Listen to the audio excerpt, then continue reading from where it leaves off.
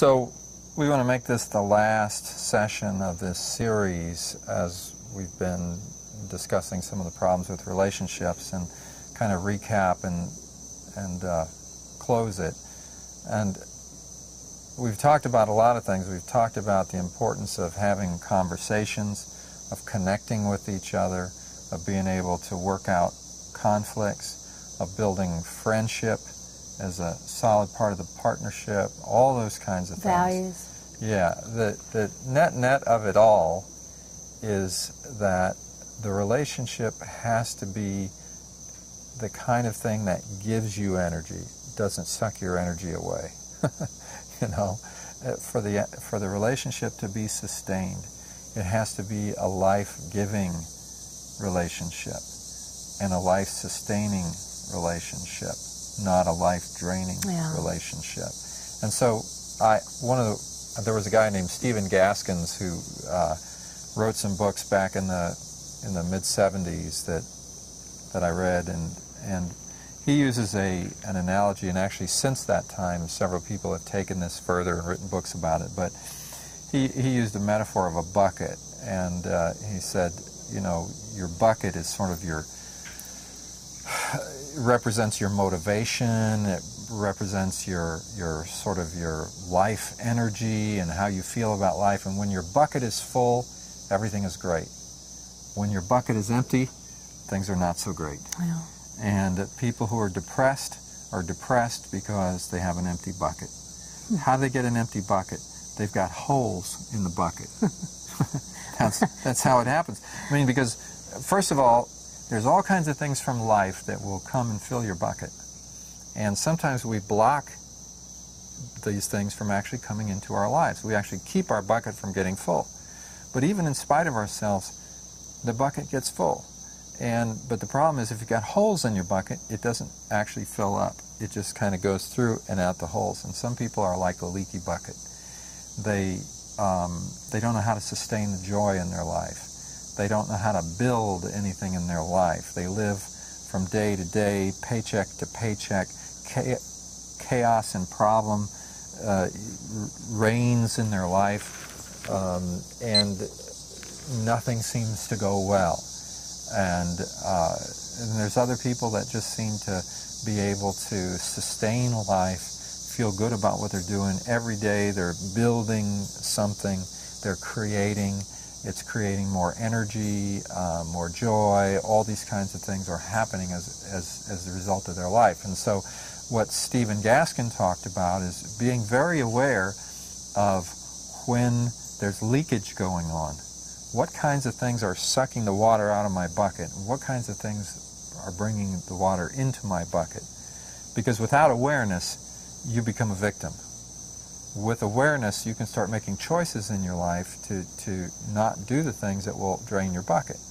I mean, for instance, if you're just living the lifestyle of partying every night, and drain your bucket. You know, it may be fun and you fill your bucket while you're partying, but over time, there's holes that are being created through that lifestyle, and you got to make adjustments to the lifestyle in order to sustain it. So now, as we look at relationships, what are we saying?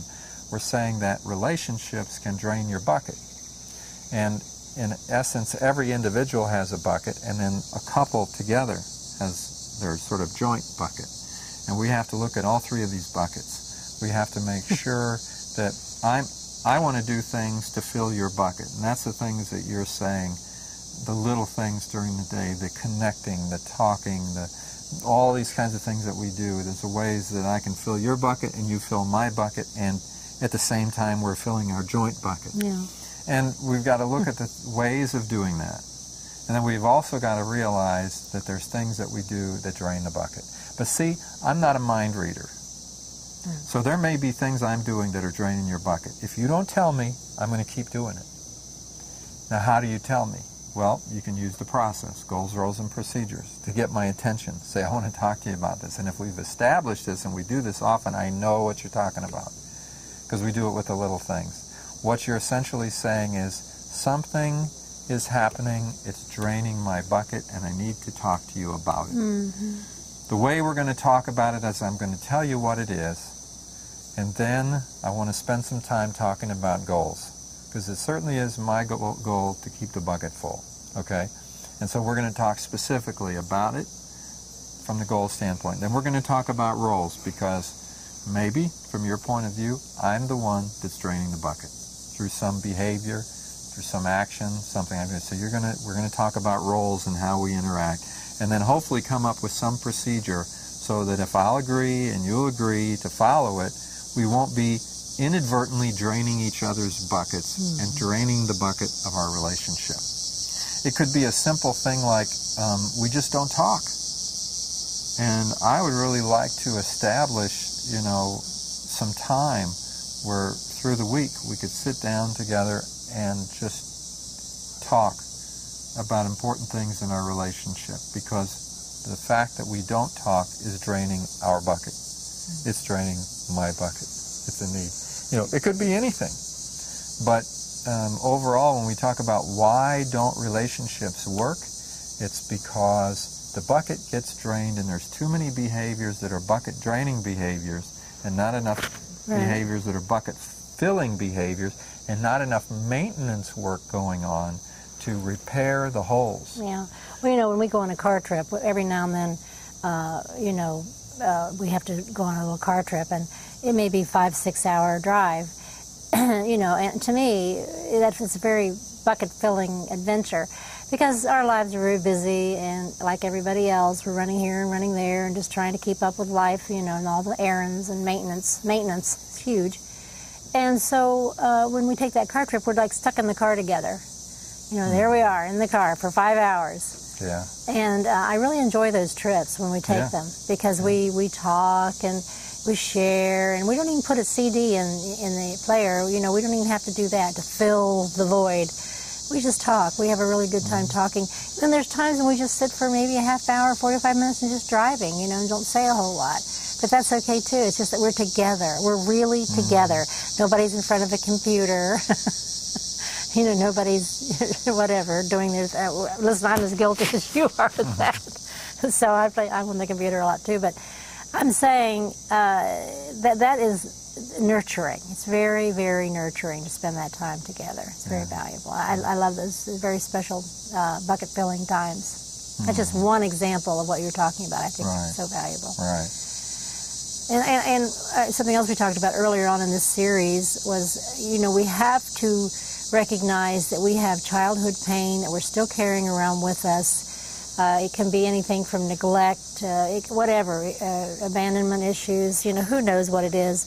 But we're carrying it around with us, and we often expect our partner to fill that role, and it's unfair to do that. It's unfair to put on your partner all your childhood pain and expect your partner to come in and take over the role that your mother or your father or your caretaker did not give you as a child. Somehow you've got to learn to nurture and love yourself through these things and go, hey, you know what? You said or did that. It's okay. You're okay.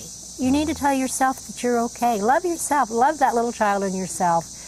But don't take it to your partner and expect them to be the big healer. It's just totally unfair, totally unfair. So I wanted to bring that up again because that was early on in this series, and I thought it was a very valuable part of this. Yeah.